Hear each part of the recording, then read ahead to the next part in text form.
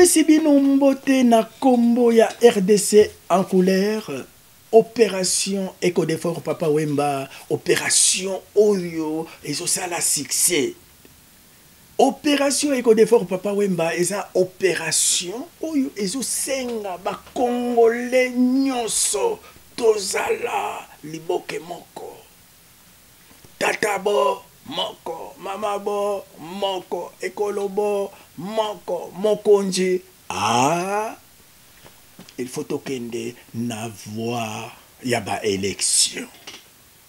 Yango tozo yebisa bino le 20 décembre 2023 mobulu ekobimate.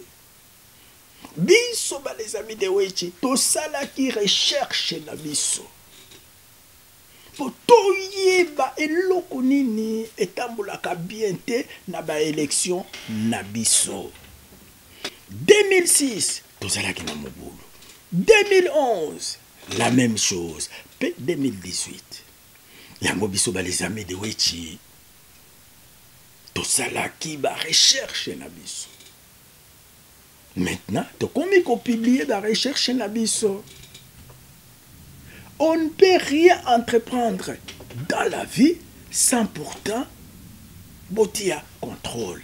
Ba élection na biso. Ezalaka na ba contrôleur te.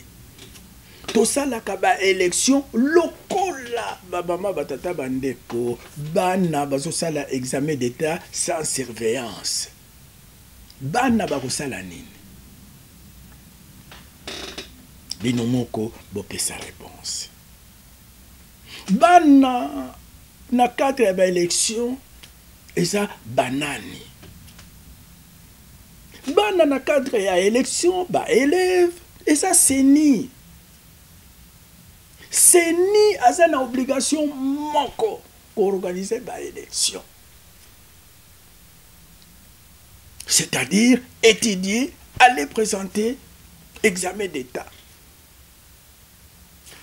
Ba parti politique, candidat indépendant, groupement politique, ndé baza na rôle ya kotinda ba surveillant pour ba contrôler CENI. Mais ba parti politique batindaka ba surveillant te. Banani ba surveillant nde ba témoin. Témoin nde asignaka PV. Soki témoin a signé PV amemeli mutu oyo atindaki ye.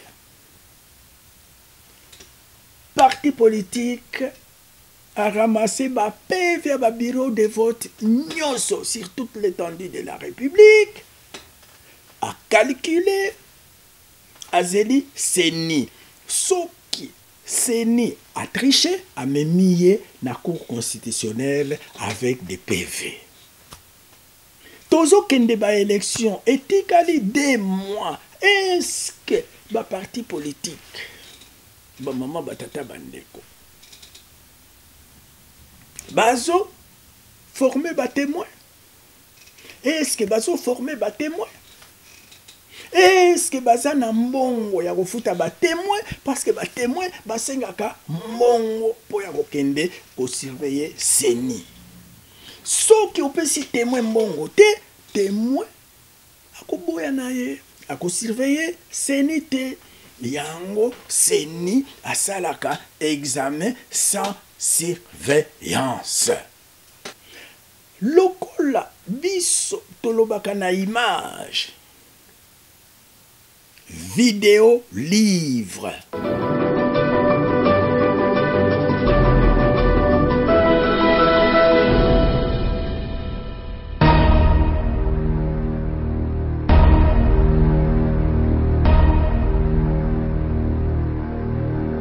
Le 23 décembre prochain, la République démocratique du Congo organisera pour la 3e fois de son histoire les élections présidentielles. C'est une échéance sous haute tension qui attend le peuple congolais.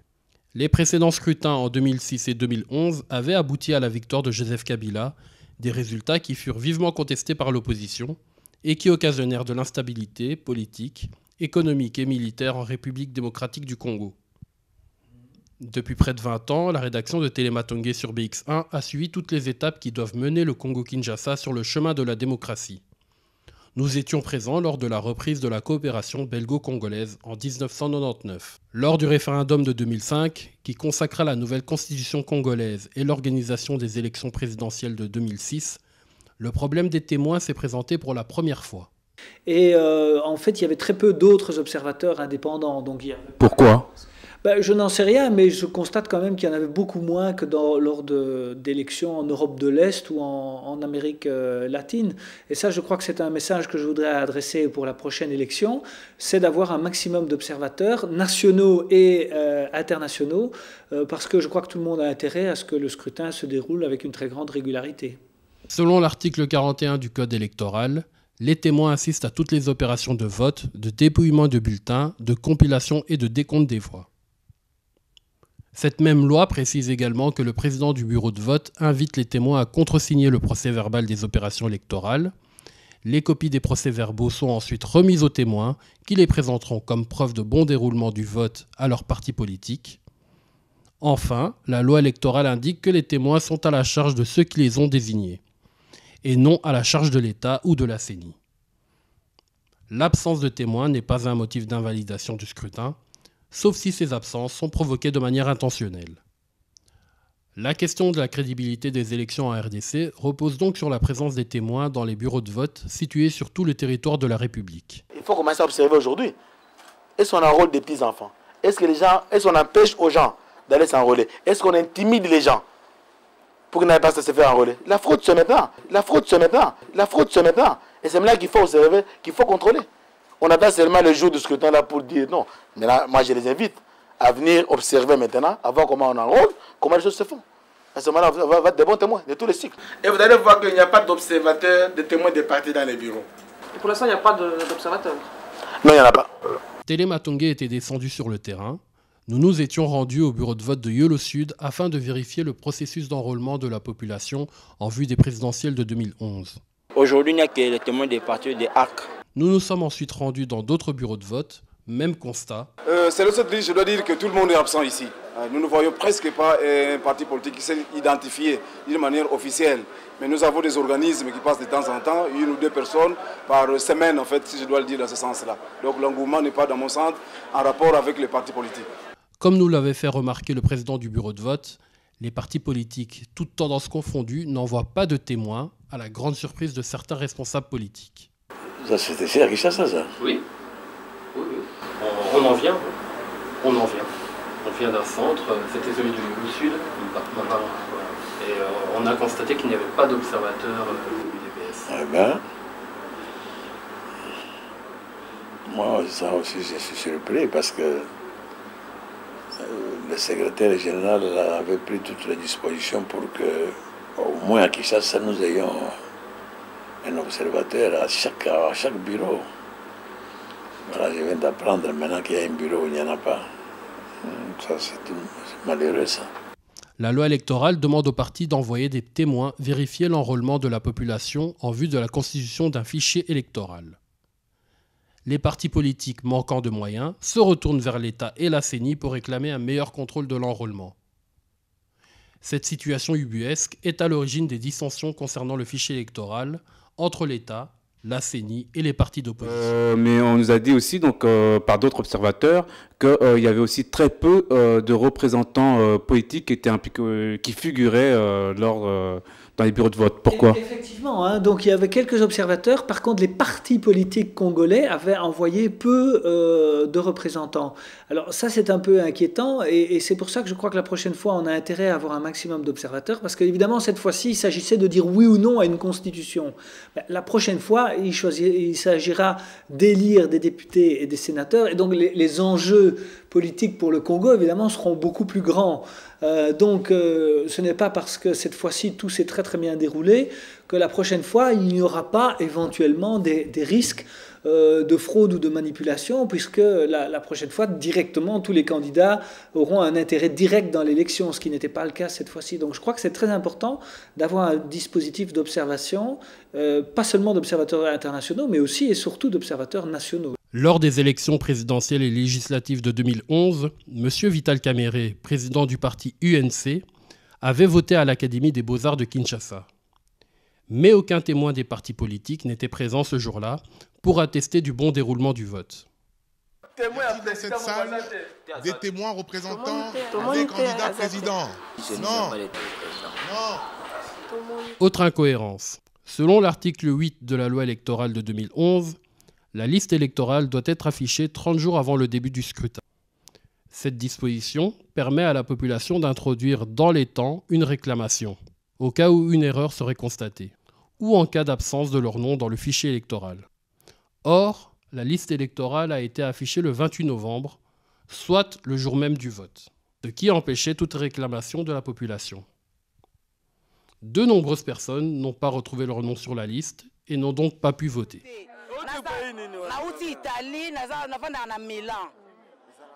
J'habite en Italie, je viens de Milan, j'ai été enregistré ici, mais mon nom n'apparaît nulle part et je ne sais pas si je pourrais voter. Téléma Tongué s'est ensuite rendu au bureau de vote du collège Saint-Joseph de la Gombe à Kinshasa, où les témoins de tous les partis politiques étaient cette fois présents. Nous sommes témoins à PPRD, Joseph Kabila. Témoin à Kamerhe, INC. Témoin à Maman Jolie Kenda, MCR. Observatrice à PCD à Katikalanga. Moi, PPRD. Il y a UDP, c'est une Sekedi. Selon l'article 63 de la loi électorale, le président du bureau de dépouillement ouvre l'urne devant les membres du bureau en présence des témoins, des observateurs ainsi que des journalistes et des 5 électeurs désignés. Il prend chaque bulletin, le donne à un assesseur qui le lit à haute voix sous le regard des témoins et le classe selon les catégories suivantes. 1. Bulletin valable. 2. Bulletin nul. À partir de là, tout s'est passé conformément à la loi et à la satisfaction de tous les témoins. Le comptage est fini. Nous sommes tous d'accord qu'il y a eu 90 bulletins de vote exprimés pour les législatives. Le président du bureau de vote classe les bulletins valables et calcule le total des voix obtenues par chaque candidat. Puis, dans l'article 68, il est stipulé qu'aussitôt le dépouillement terminé, la fiche des résultats est signée par tous les membres du bureau de dépouillement et par les témoins qui en reçoivent une copie. Alors, qui représente, celui qui représente l'UDPS? L'UDPS, c'est toi. Ok, bon, tu vas reprendre la fiche. Le résultat est immédiatement rendu public et affiché devant le bureau de dépouillement, suivant les modalités arrêtées par la CENI. Qu'est-ce que tu viens faire ici? Je suis venu vérifier les résultats.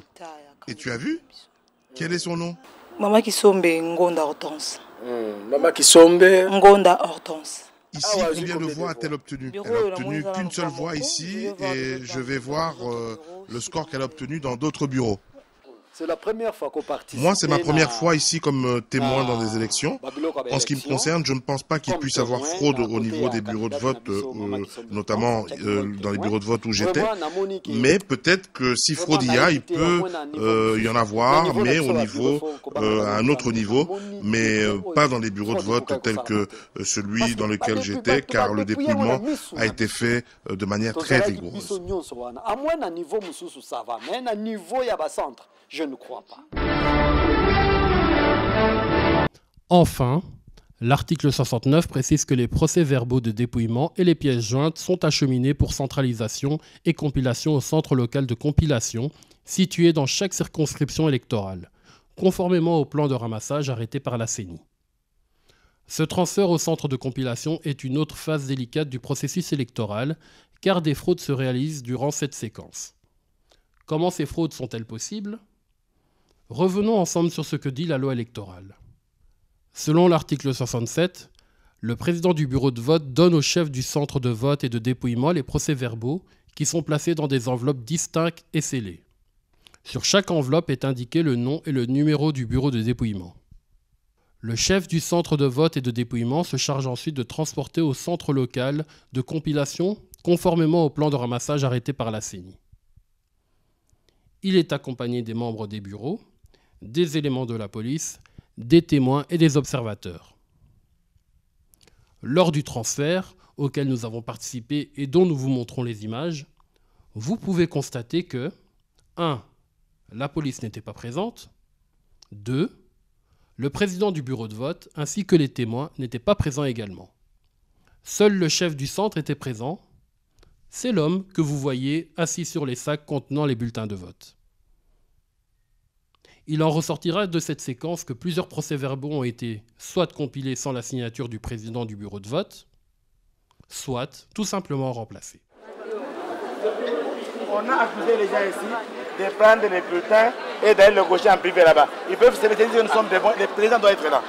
On va amener tout ça à la Cour suprême. Pardon, président. Parce que c'est depuis hier, c'est depuis hier que nous étions là, depuis 8 heures. Tout ce qu'on a eu comme résultat, le président de centre, de bureau, n'ont pas signé. Ils ont seulement mentionné leur nom et prénom. Tandis que la loi dit, ils ont été formés, la loi dit qu'ils doivent signer. Je regrette. Mais c'est depuis hier, mon président. Moi, je viens d'avoir le rapport, on m'appelle, on doit appliquer la loi ici. Les présidents du bureau de vote, tu les as formés, n'est-ce pas? On leur a dit qu'ils doivent signer. S'ils n'ont pas signé, je regrette. Alors, président, à qui va incomber le sort? Qui va incomber le sort? La Cour suprême, madame, monsieur, la Cour suprême va se prononcer. Un point après. Ça, ce sont des bulletins qui sont nuls. C'est neutral. Papa, c'est depuis hier à 8 heures. C'est depuis hier. Le président qui a refusé de signer. Ah, non, c'est là. On va les arrêter.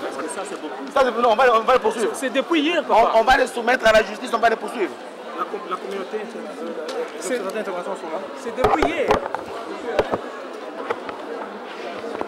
Pardon, passez pas. Vous êtes observateur? Oui. Notre loi, ainsi que les témoins, on a amené des fiches qui ne sont signées par personne ici. On ne sait pas où on les a remplis, et ça, on ne va pas les compter, on doit les amener à la Cour suprême de justice. Des bulletins non signés par personne, non certifiés par personne. On devait signer, le président signe, et on a la signature, et c'est vide.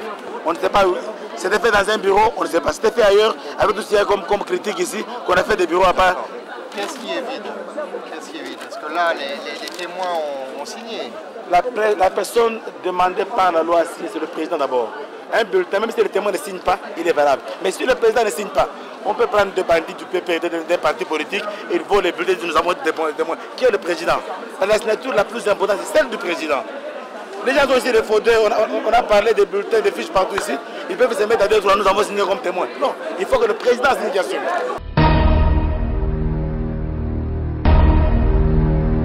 Après le départ du président de la CENI, la fraude s'est intensifiée, et cela sous toutes ses formes. Et le témoin du candidat de la majorité présidentielle, Joseph Kabila Kabange, s'est exprimé à notre micro et nous a présenté ses préoccupations.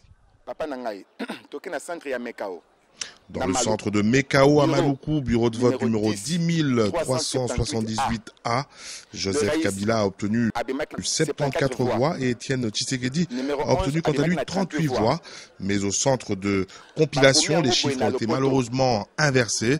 C'est ainsi que Kabila s'est retrouvé avec 47 voix au lieu des 74 voix normalement glanées.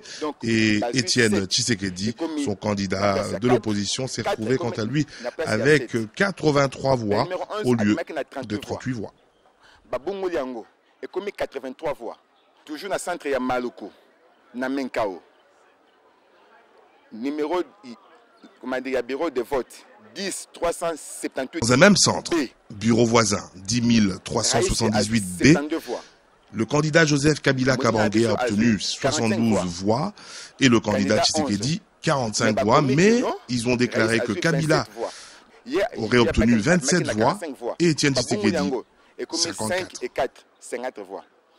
Dans le même centre de compilation, un témoin issu quant à lui des rangs de l'UDPS a aussi constaté des irrégularités au détriment de son candidat. Bazui na fiche ya résultat, ba commis candidat na biso 169.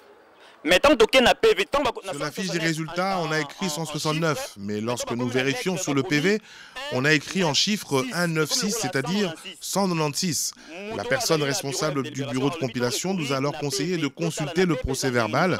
C'est ce que nous avons fait et nous avons observé que sur le PV, il était indiqué 196 et c'est ce résultat qui a été retenu. Une fois n'est pas coutume, les représentants des différents partis politiques se sont accordés et ont à la quasi-unanimité pointé du doigt la CENI, n'hésitant pas au passage à dénoncer non seulement son amateurisme, mais aussi son manque flagrant de formation face à des enjeux citoyens d'une telle envergure. Je suis témoin de Joseph Kabila Kabange. Mon problème se situe au niveau de la CENI. Quand elle forme des gens, elle doit réellement insister sur la formation citoyenne et non prendre des illettrés et les abandonner à leur propre sort.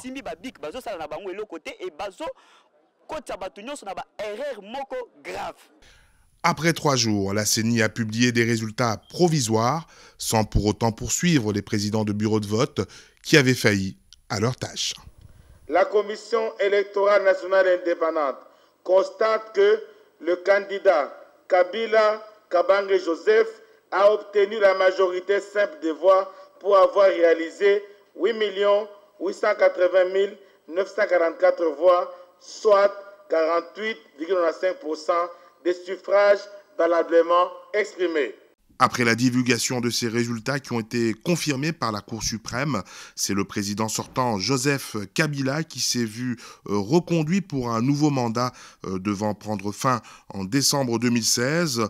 Aux grandes dames de son challenger, l'opposant historique Étienne Tshisekedi, qui très rapidement a contesté ces résultats, les déclarant nuls et non avenus, et prétend à son tour lui aussi aussitôt serment. Kabila Kabange Joseph, élu président de la République démocratique du Congo. Moi, Étienne Tshisekedi Wamulumba, élu président de la République démocratique du Congo. 7 ans plus tard, force est de constater que des problèmes subsistent. En effet, Téléma Tongué s'est rendu à l'Athénée de la Gombe et au Collège Saint-Joseph, 2 établissements chargés de procéder à l'enrôlement des électeurs. Et là encore, il apparaît que des partis politiques, une fois de plus, n'ont pas envoyé de témoins. Est-ce que les partis politiques vont respecter la loi? Va respecter ça. Mon tata va respecter les va passer aux cartes. Témoin d'un parti politique à Monique, le lobe arrivé aux cartes. Est-ce que témoin à Zalaki? Témoin parti politique. En conclusion, pour rendre crédibles les prochaines élections présidentielles et législatives du 23 décembre 2018 en République démocratique du Congo, il faudrait que les partis politiques congolais puissent envoyer les témoins dans les 90 000 bureaux de vote répartis sur tout le territoire de la République. Les témoins, membres des partis politiques, refusent de travailler bénévolement. Et ces mêmes partis politiques manquent de moyens pour financer l'engagement du personnel, qui garantiront la transparence du scrutin. Il faudrait donc créer un fonds qui assurera le financement des témoins.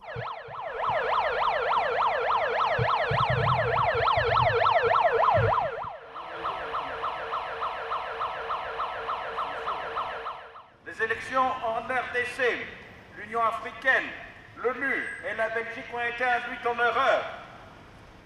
La machine à voter n'est qu'une simple imprimante. Il faudra des témoins dans chaque bureau de vote pour surveiller ces processus. On diabolise la machine à voter. La machine à voter, c'est une simple imprimante. Seuls les témoins peuvent crédibiliser les élections en République démocratique du Congo. Seuls les témoins peuvent contrôler la machine à voter. Seuls les témoins peuvent contrôler le fichier électoral.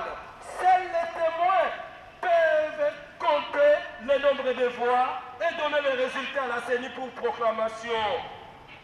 On est en train de diaboliser la machine à voter. On est en train de pousser le peuple congolais au génocide. Et nous demandons à tous les politiciens congolais de déployer dans tous les bureaux de vote en République démocratique du Congo des témoins.